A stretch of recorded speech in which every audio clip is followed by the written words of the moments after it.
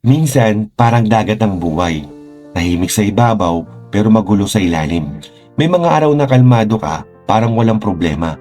Pero sa loob mo, may mga alon pilit mong pinipigilan at alam mo kung ano pinakatotoo.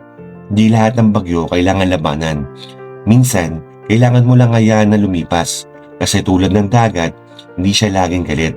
May oras na unos, pero may oras din na katahimikan.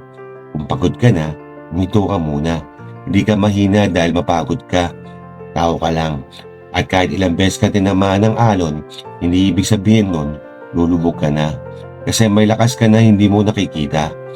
Yung lakas na kahit ilang beses kang matumba, kaya mong tumayo ulit. Kaya kung nasa gitna ka ng pinagdadaanan mo ngayon, tandaan mo to. Hindi ka habang buhay nasa bagyo. Darating din ang araw na magiging payapa ulit ang lahat. At sa araw na yon, mapapangiti ka na lang dahil nalagpasan mo.